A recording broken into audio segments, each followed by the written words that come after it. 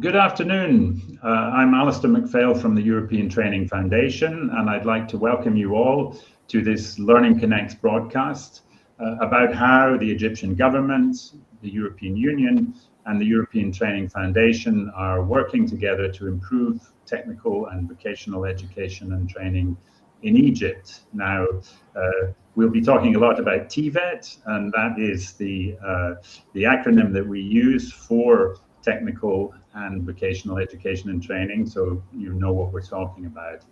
And this broadcast is brought to you from the European Training Foundation, the agency of the European Union that helps countries modernize their vocational education and training and labor market systems in order to create opportunities for people to promote growth, jobs, and social cohesion. So with us this afternoon, we have Ahmed El Ashmawi from the Egyptian Ministry of Education and Technical Education.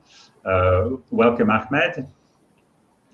Ahmed is a member of the Advisory Committee for the Reform of Technical Education in Egypt.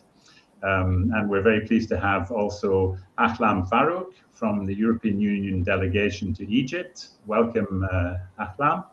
Ahlam is Program Manager for Education and TVET at the EU delegation. We also have Maged Barakat, who is acting executive director for the TVET Egypt program. And this is a co-funded program between the Egyptian government and the European Union to support the reform of technical and vocational education and training in Egypt. And we also have Pasqualino Mari from the European Training Foundation. Welcome. Pasqualino is a human capital development expert, and he is our country liaison officer for Egypt. That's to say, he is the main contact person for the European Training Foundation with our partners and stakeholders in Egypt. So welcome to you all, and thank you very much for taking part in this broadcast. At the same time, I'd like to welcome all our listeners out there from all over the world. I can see already some names are coming up. We'd like to welcome you all and ask you to get onto the chat and tell us who you are, where you're from. And as we go through this discussion, please share your questions and comments so that later on I hope to be able to pick up some of the questions from the audience and put them to our distinguished panel. So thank you very much. In this discussion, we're going to dig a bit deeper into what's happening in Egypt with technical and vocational education and training, why it's a priority for the Egyptian government, and how the Egyptian government, the European Union, and the European Training Foundation are working together to help the country achieve its ambitions in this area. So I'd like to put my first question to Ahmed from the Ministry of Education and Technical Education. Ahmed, tell us how TVET, how technical and vocational education and training fits into your country's overall development strategy, and what are your ambitions for the sector? Ahmed. Okay, thank you, Alastair, very much, and thank you for TF for inviting us to this event. And happy to be with my colleague Ahlam, Maged, and Pasqualino on this session. First of all, I just a quick background about what's happening in Egypt in terms of what development, and then I can talk about what this means for TVET reform. Since 2014, 2015, you can see a lot of effort in the reform in every aspect of Egypt's social and economic development through a comprehensive sustainable development vision to 2030. Observers can see mega projects related to infrastructure, roads, railways, the enlargement of the Suez Canal, electricity, renewable energy, new industrial cities, new administrative cities. So a lot of things happening at the same time in Egypt, and obviously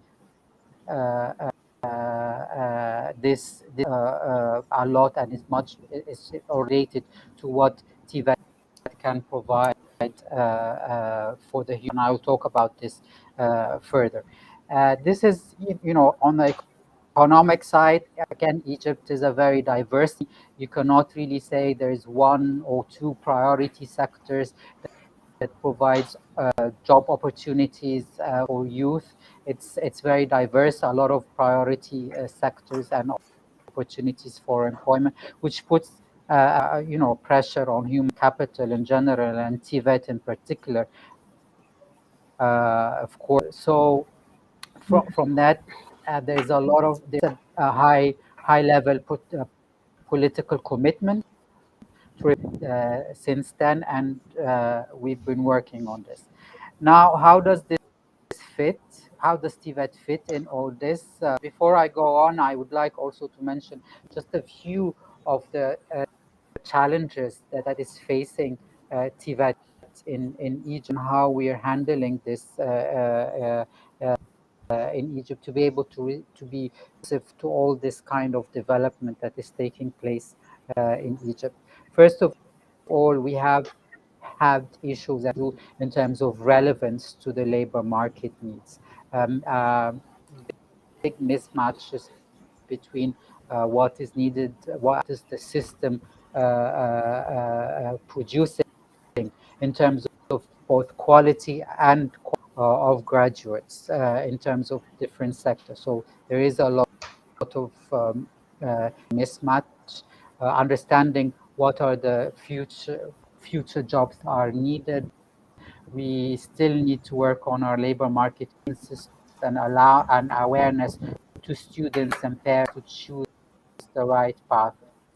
So we have these issues with outdated curricula, quality systems, efficiency of the teaching staff. These are all key issues that we are very aware of, and have been working a lot with the different partners, including, of course, the EU and the TVET Egypt project.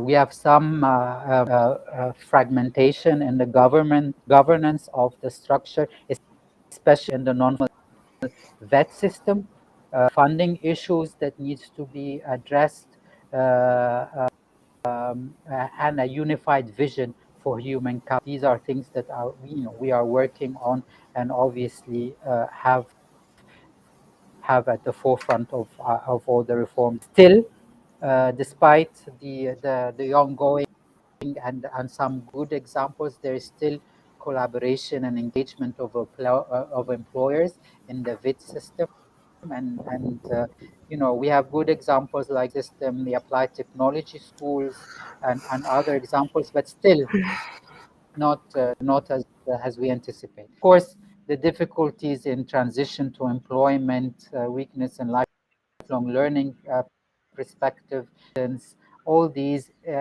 despite the fact that, again, we've been working with international developers like the EU, USAID, GIZ on these aspects, but I think we need to start a lot earlier in the education stage, not wait until students are in the technical education path. So still, and then finally, this issue of the image of VET in Egypt and the perception that it's a second-class system, and we need to work on this, and the changes, create pathways for these students, and we did this, the introduction of technological universities recently in 2019. Again, what are we? Where does this all fit in the reform we're doing in the Ministry of Education and Technical Education? We have a strategy as Technical Education 2.0, which we are working very closely, again, with development partners, the EU, USAID, the German government in implementing. We have a joint for all the aspects of the reform, and these reforms and pillars are really the main challenges that I talked to. So we have a pillar for transformation of quality. At the system level, if we look at TVET as a whole, we are just about to finalize the approval of a dedicated quality assurance authority for VET. So this look at the whole system, both formal and informal institutions. And internally within the ministry, we have a unit that support the schools and the teachers to gain the quality and to create awareness about the importance of quality in technical education. So, very, very hard working on this. We have a pin the curricula into competency based. We've achieved about 40% again of the EU TVET project and other partners in the area of dual education, PIZ, and also USAID and some of the programs looking into blended learning, digitalization of these programs, and looking into transformation of the skills and competencies of teachers. Again, a very important key, establishing a technical education academy for teachers with the support of the different partners, and through expanding dual education, work-based learning, expansion of the applied technology schools, which are public partners within schools. We partner with major private sector companies to co-manage and operate schools, and establishing sectoral centers of competence or centers of excellence that will be lighthouses for schools in that sector.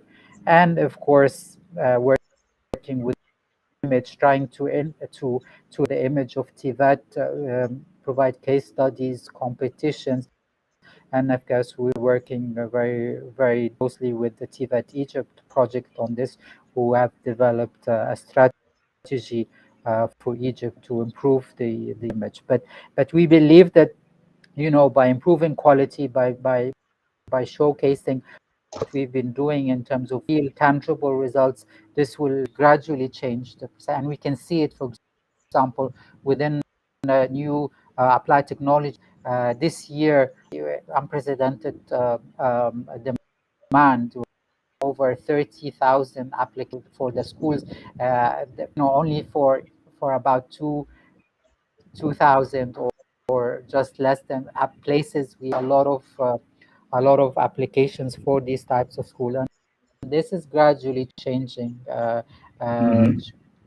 So, thank you. So these are the developments we are doing to address really the needs of all these developments that are taking place. The private sector are involved. We're trying to understand what they need so that we can work. We're working sectoral, expanding in different locations where the projects and the mega projects are being implemented, and trying to provide the skilled workers that will be able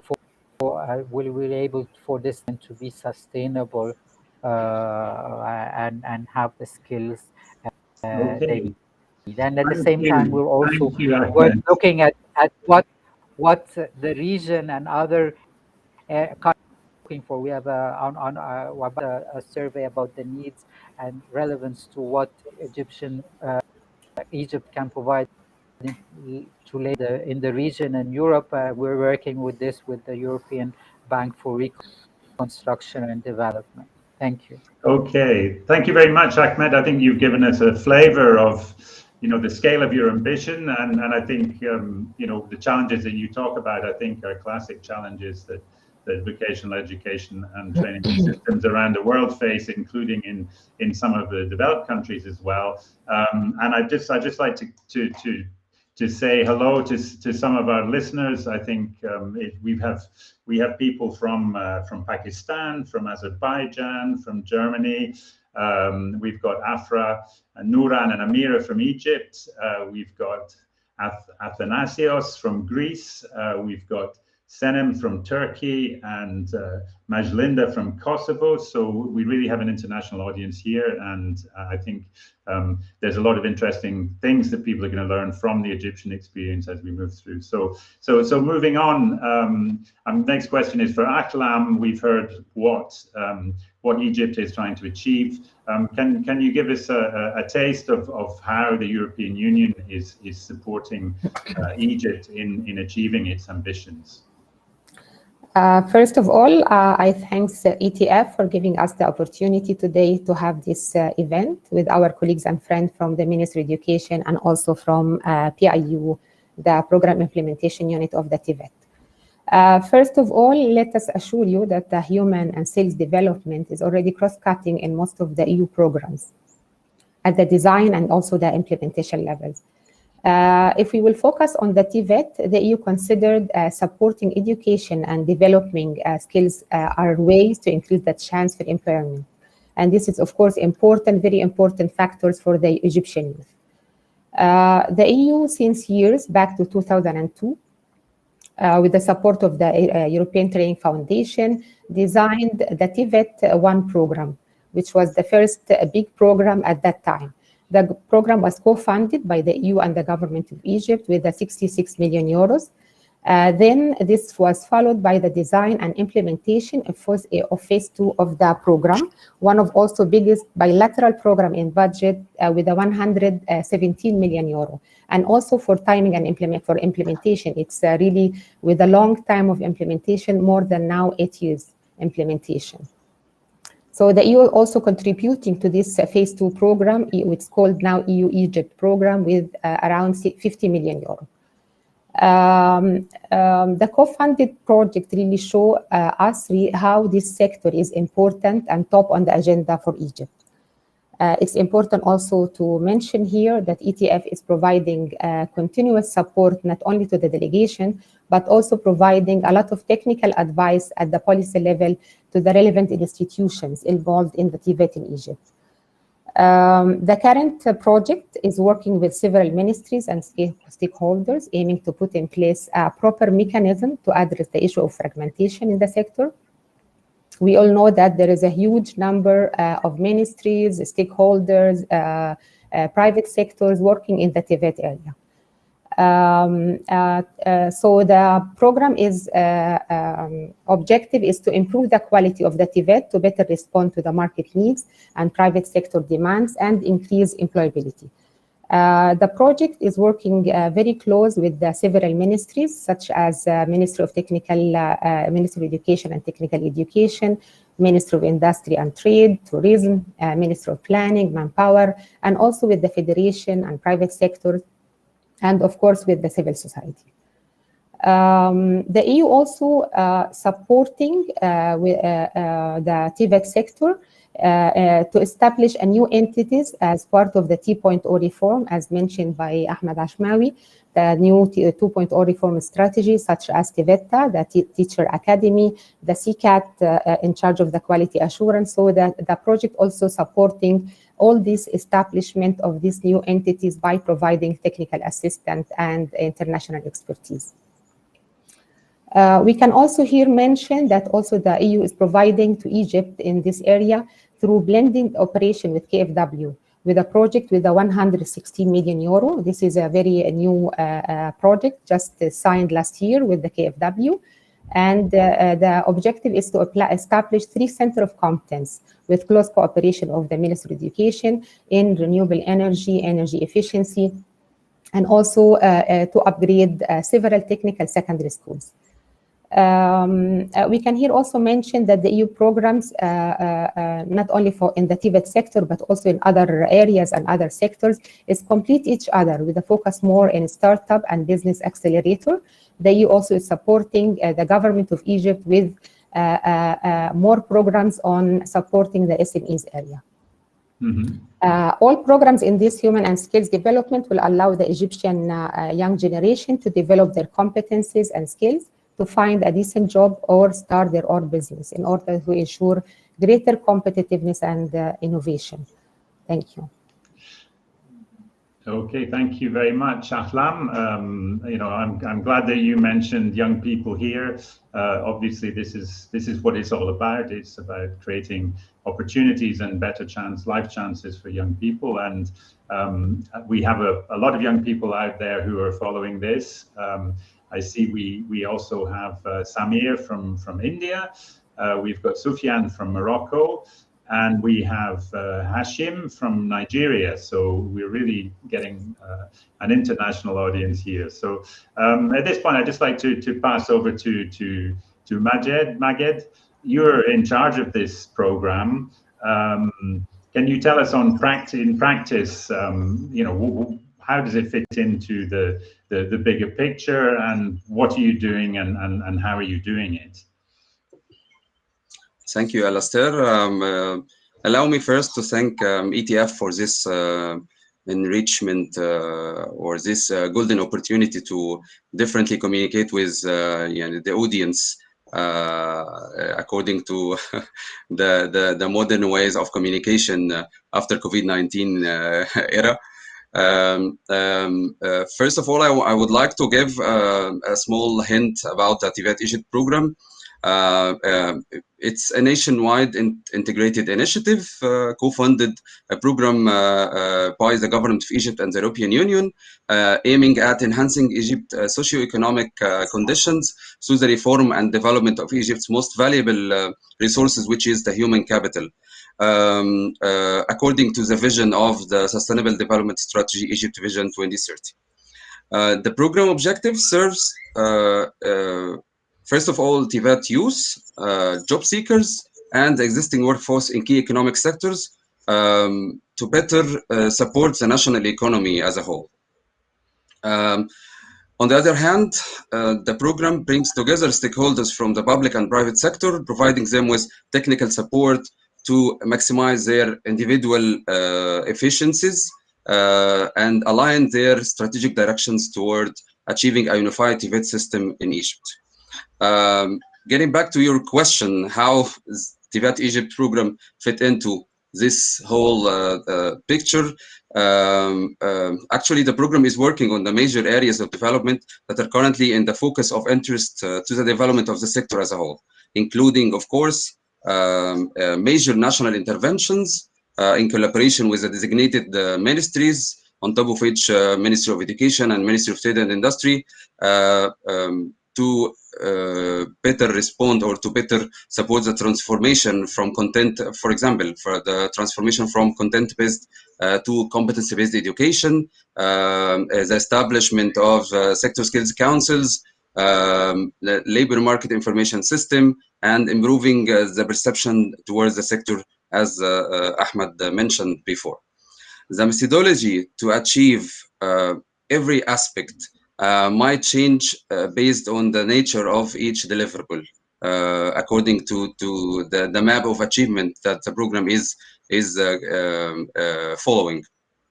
The main element would be bridging the gap between all the concerned entities, helping identifying their roles and areas of connections, then providing them with support and you know, making it easier to coordinate between each others and respond easily and flexibly to the areas of development we are planning to, or the government is directing to achieve.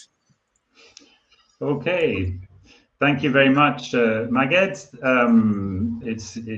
We're getting a clear picture here of why, of how, and of what you're trying to achieve in Egypt. I'd just like to take this advantage of this break here to call out to our audience and ask them to share their comments and questions in the chat. We will hopefully be taking up some of your questions later on in the discussion. So we've heard the picture from the Egyptian government, from the program itself, from the EU delegation. Pasqualino, can you tell us a bit about how the European Training Foundation has been supporting this whole process over the years in Egypt? Yes. Now, the ETF, European Training Foundation, as you know, exists since a long time, and we work in 29 countries. It means that there is a lot of experience. There is a broad reference framework in regard to human capital. And what we do in Egypt is for the European delegation, also for the TVET program, we look at what is happening and we give our advice from a technical point of view. This is mainly our job. And I think, as I said, the advantages of the ETF that the reference framework is broad, so we can also apply on experiences in other contexts and hopefully give the good advice for the delegation and the Egyptian stakeholders how to proceed and maybe what to adjust in implementing their policies. For the TVET program, we are doing that for a few years already. Since it started, we even were involved in the design of the TVET program by the delegation, and this gives us also a lot of insight what is happening in the Egyptian context. Okay, thanks a lot, Pasqualino. We're beginning to get some questions coming through, but I think this. We need to, I think, open up the box a bit more on what's happening in Egypt in TVET. Now, I'm going to ask Ahlam. I mean, the EU and its neighboring countries, all of us have been hard hit by the COVID-19 pandemic, and that has accelerated a lot of trends that we've seen out there already. I mean, digitalization in particular. And also, I think the awareness that we need to change, we need to change things in our economies and our lifestyles in order to reduce the impact that we have on the environment and on the climate. And at the EU level, there's been a lot of talk about building back better, about building back greener and more digital. Can you tell us a little bit about, what impact this has had on your thinking at the delegation, on the priorities that you're establishing in your partnership with Egypt and in the actions that you're planning in the next programming period? As we all know, COVID-19 last year hit all the countries all over the world with high negative impact on all the sectors, especially on the health and education. At first quarter of 2020, the EU responded very quickly in order to mitigate the social and economic consequences. The delegation here in Egypt during the first quarter took quick measures in this respect. The EU delegation officially informed the government, our counterpart, the line ministries, and the implementation partners on the flexibility provided to review all the ongoing programs in order to respond fast and cope with this new situation. With a focus on the TVET here as example, we agree with the TVET project to work on expanding the online training and e-learning method. We have agreed also to extend the project duration for an extra 18 months till end of next year to catch the delays caused by the crisis during the last year.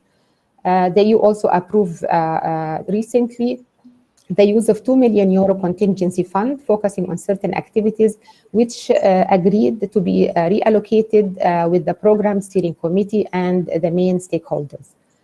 All this was very much in line with the Ministry of Education 2.0 strategy, which luckily started a couple of years prior to the pandemic with certain level of digitalization, including the investment in devices like tablets for secondary school students, online exam, and investment on teacher training in digital tools, which really make our work very easy in order to cope and adapt our work with the Ministry of Education direction.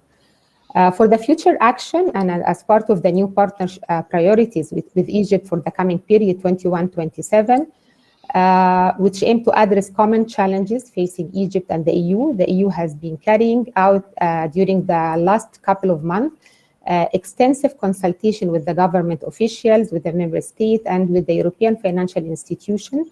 All this guided by the 2030 Agenda for Sustainable Development and also guided by the Paris Agreement. The consultation are clustered around the main 5 priorities, and this will guide our 21-27 plan. And it's all, the focus will be on green and also digital, and will be as a key topics across all the sectors of cooperation. The 5 priority I can mention here, first one is a green and sustainable recovery to strengthen the environment, energy, climate change resilience, and climate resilience investment. Second one on the human development, inclusive growth and digital transition in order to foster connected and sustainable economies. The third one on the social cohesion, modern and democratic state to improve people's quality of life, including, of course, health, social protection, and in line also with the government on social protection and takaful and karama, human rights and gender. The fourth area is migration and mobility flows, and the fifth is the peace and security. Of course, all this will be done by very close consultation with the government and with the line ministries. Thank you. Okay, thank you, Aklam. Now we have a question from one of our followers, from Daria in Italy. She's asking, how has the pandemic affected education in Egypt? So I think I'll put that question to Ahmed. How have you been dealing with the pandemic in the education system in Egypt, and how has this been affecting your thinking about the future strategy? How has this had an impact?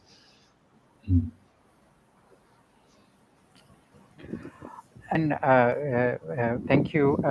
Like what I said, again, the has affected every country in the world, and of course the education system in all countries, and Egypt is no exception. What was different, or at least in Egypt, in general education in particular, more than in technical education, there was already a to really focus on digitalization and blended learning even before the pandemic. So it's part of the education 2.0 strategy that this was going to happen. But the pandemic came, and things unexpectedly happened, even though that this planned. We took the measures at that time that we changed into online learning. We established the required digital platforms. Training of teachers went on very quickly, but there were different measures that we tried to take.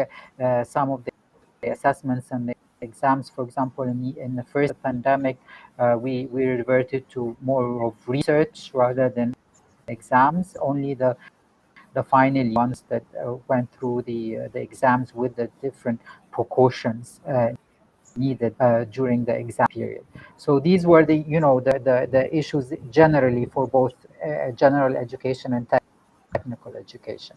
However, but thinking forward, what we're going to do, and I think we, as many other countries, we're dealing in terms of technical education. What do we do with technical education? With this, we cannot entirely depend on this for technical education, for reasons like you need a practical experience.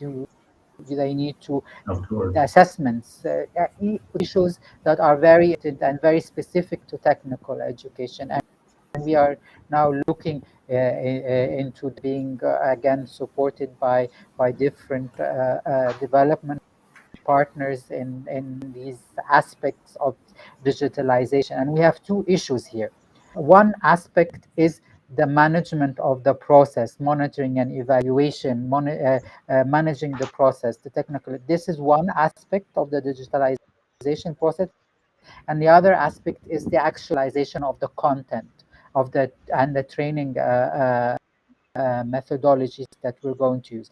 And in cases, we are working very closely, as Ahlam said, with the EU, with also with USAID, and with the German government signed a debt swap agreement for 41 million euros for a digitalization fund on this. So in that aspect, we are still finding our way, like many other countries, but I'm sure now it's clear that we need to focus more on the process of digitalization and what is best for technical education in that area. In terms of training, again, this is something that is taking a lot of focus. I mentioned before, and Ahlam mentioned also, joint project co-funded by the EU and the German government for renewable energy of excellence, or centers of competence that will be lighthouses for different schools. And this project also includes supporting schools in fitting solar panels and ways. And these centers of competence built on, green, and we look into also green jobs in the future, what implications are, while we are transforming the curricula, as I mentioned in the first question, that we have an ambitious program for curricular development based on competency-based curricula, and we will look into areas of green jobs and greening in all aspects. Key to this, of course, the challenges in digitalization and green is building the skills and competencies of the teachers who will teach this. These are that we need to focus on, and this is why we are establishing the new academy for teachers that will look into what are the skills, what are the things teachers need to look into in the future for being ready for these different jobs. Thank you. So I think we had a question from Sufyan here, who was talking in particular about fully online degrees, but I think the message here is that in technical education, that there is the practical part of the training that has to be done face-to-face in some form, and you cannot completely substitute distance learning for in the TVET sector. So I'd like to ask a question to Maged. Maged, now, I mean, we were talking about the pandemic. I mean, we've seen the pandemic has had very unequal impact on different groups of people. It's particularly affected the young people. It's particularly affected women and marginalized groups. So, I mean, inclusion, I think, looking forward is a huge issue. So, can you tell us a bit about what is happening within the TVET Egypt program on the topic of inclusion? Okay. Regarding the inclusion, the program with the support of the government, has put Egypt Vision 2030 as a guidelining steps for achieving the results of the program. When we speak about the inclusion, most of the program interventions contribute to this specific value. For example, the program supported the inclusion of TVET entrepreneurs with higher education and provided them with opportunity to engage and learn from entrepreneurs from other countries and other cultures by incorporating and making them participate in the International Council for Small Businesses, for example. Not to mention the provision and the access to funding for young entrepreneurs through TVET Egypt grants. And the TVET graduates have been tagged as since as we all know that the reputation and the image of the TVET graduates is considered somehow for others as low educated and low skilled individuals. We of course reject this stereotyping and outreach to include TVET graduates in the World Youth Forum, for example, and supported the participation of two brilliant students of one of the TVET schools in Egypt, and they participated in the World Youth Forum panel discussions among their peers from all over the world. We are, in a way or another, trying to incorporate TVET youth and TVET students in different environment, and it goes beyond achieving the reform within the TVET sector. We support youth of both genders and equip them with the necessary values that would encourage economic growth and promote freelance economy in respect, of course, to the existing labor market gaps. So this is what we do in terms of inclusion. Thank you. Okay, thank you very much. I've got a question. We've got a question here from Kazimov Ahad. He doesn't say where he's from, but I imagine that he's probably from somewhere in Central Asia. He's asking about private TVET schools in Egypt. I mean, how big is the private TVET sector? And he's asking about, do you have quality standards for private schools? How do you regulate the private TVET sector? I think that would probably be a question for Ahmed. Would you like to answer that? Sure. Thank you, and thank you for the question.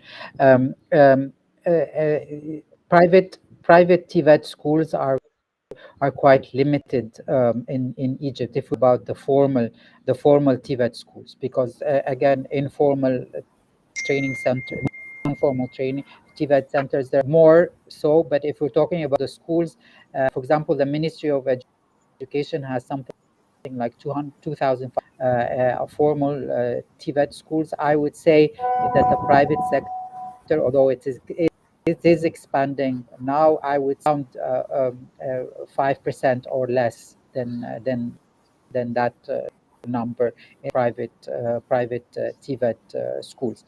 I mentioned earlier during the first round of questions, mentioned the fact that we are establishing a quality assurance and accreditation called ITCON in Egypt, and this institution will be responsible for setting standards for TVET schools.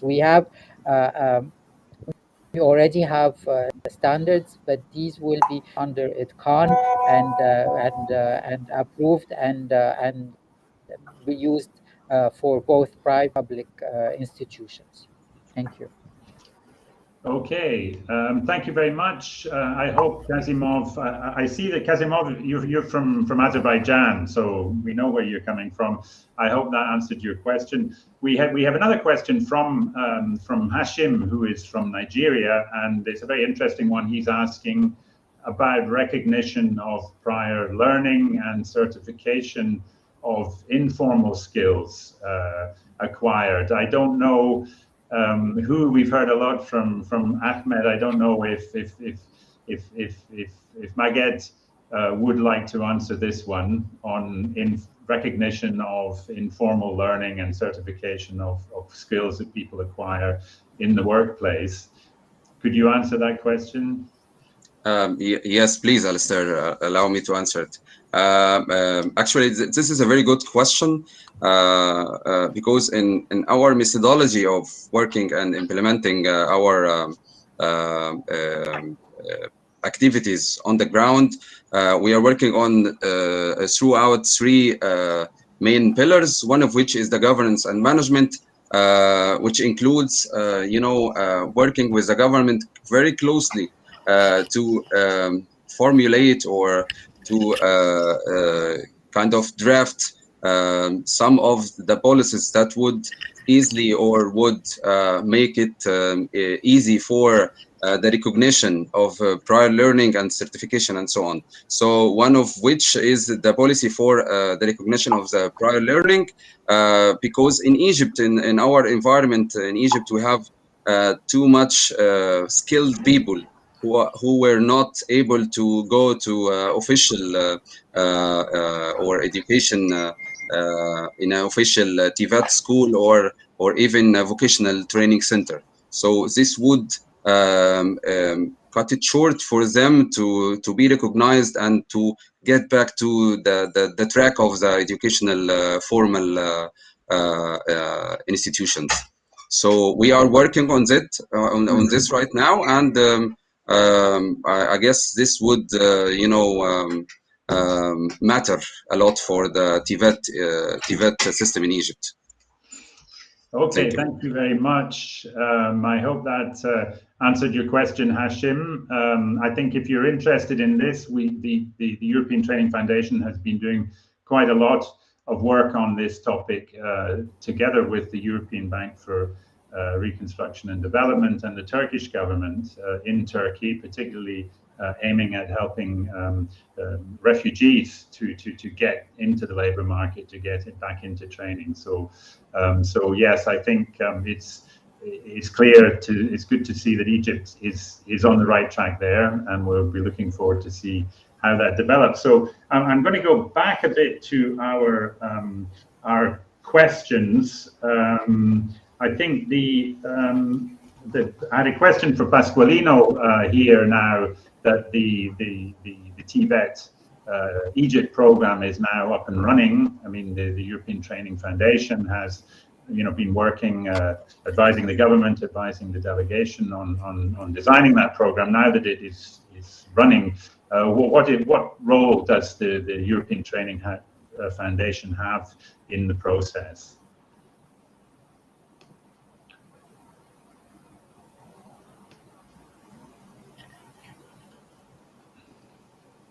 The question is to me, Alastair, I guess. Yeah. So now the program is up and running. Yes. What are the TVET doing? What are we contributing?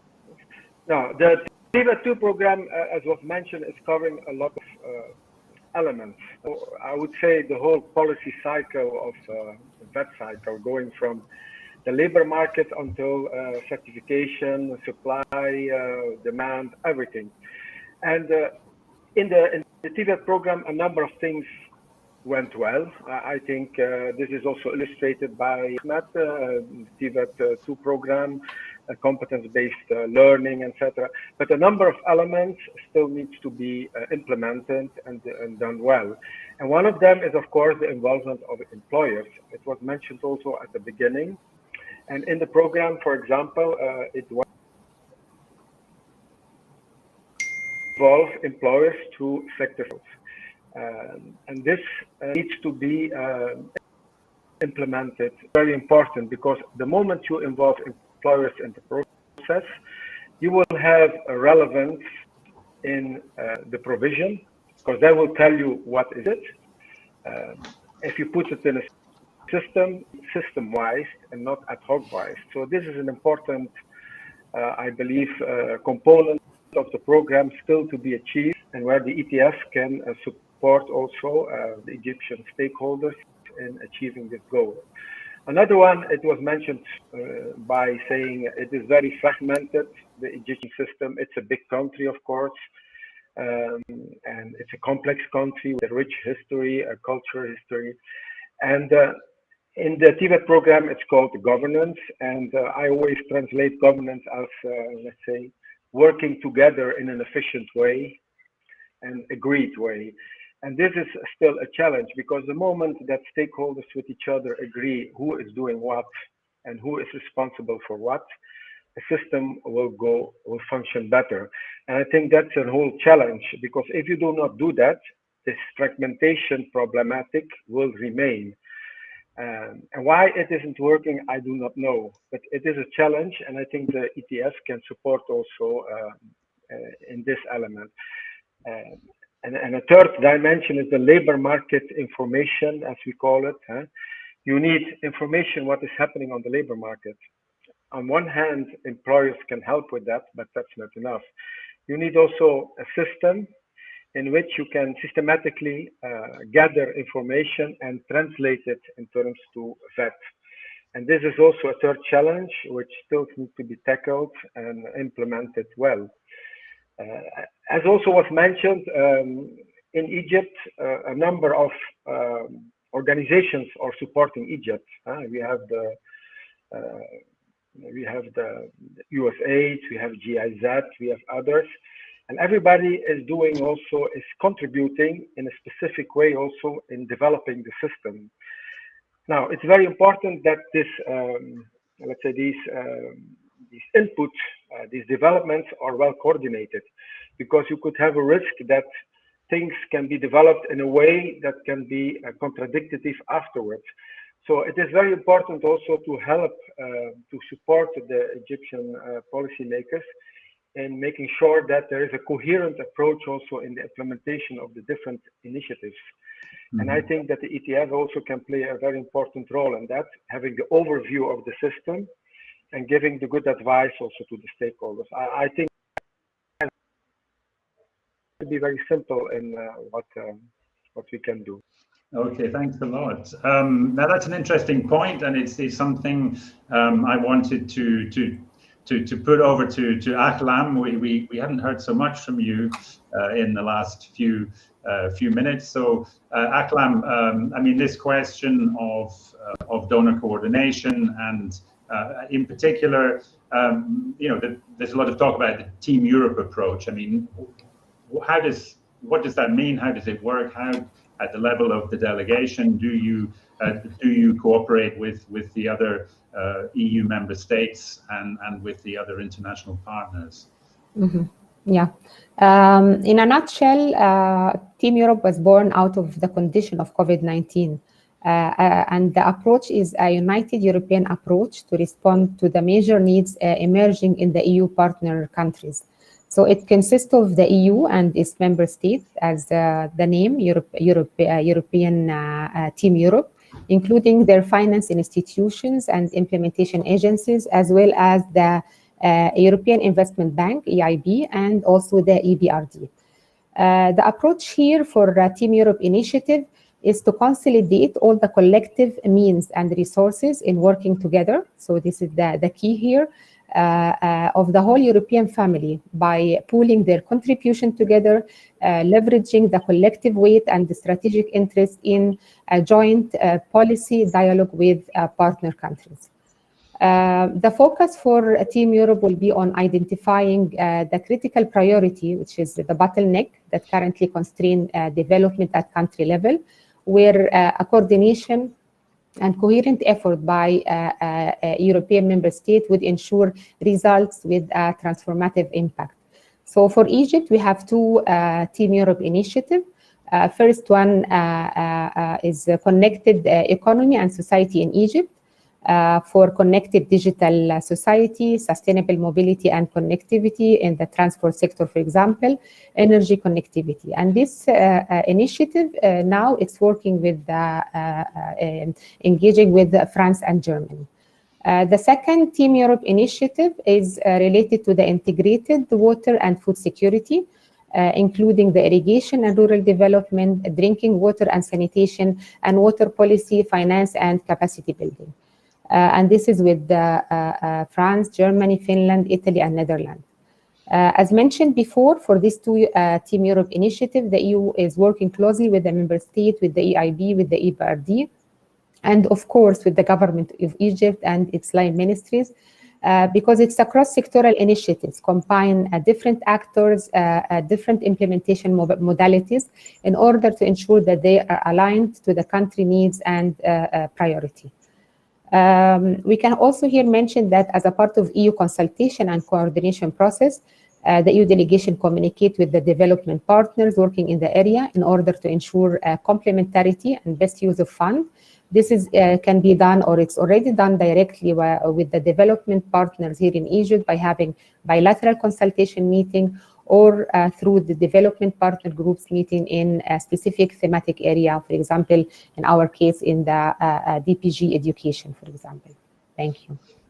Okay, thank you very much. I mean, it's good to see. I mean, it's encouraging to see that this intense cooperation that happens at the level of the European Union is now also reaching out to our cooperation with the countries surrounding us.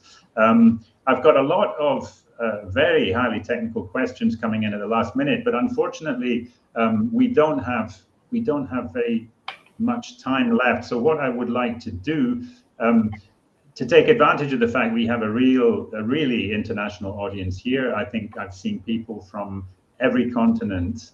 We've had people from South America, from Asia, from Africa, from Europe, and I think the only continent I haven't seen is North America, but there might be somebody out there all the same from Canada or the United States or from Mexico. So what I'd like to do is to take advantage of the fact that we have this international audience and give our partners from Egypt a chance to say in very shortly, I mean, from your experience of reforming technical and vocational education and training in Egypt, what piece of advice do you have for our friends in other countries and other continents? Ahmed, I can see you're thinking there. No, thank you. Again, I don't want to sound and say a cliche, but again, there is this need to collaborate with all this, the stakeholders, collaboration, especially with employers and the private sector when we look into reforming TVET. This is key. I think our experience has been, yes, we know that this is important in the past. I'm talking about that. We know it, but we never did it in a proper way. Pasqualino mentioned that there are tools and mechanisms to do it, and these are important issues, like the sector skills council, by engaging the private sector, the opportunity to co-manage, not just that they are being consulted from a distance.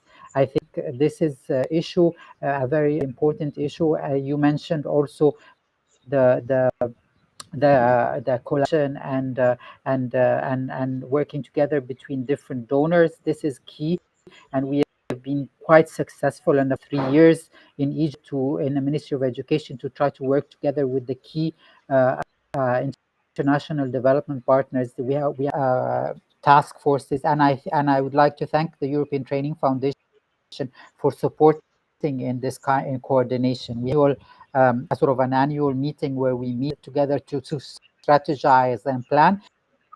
But during the year, all the task forces are working together from the different partners, the key issues. So the really important things to reduce the fragmentation.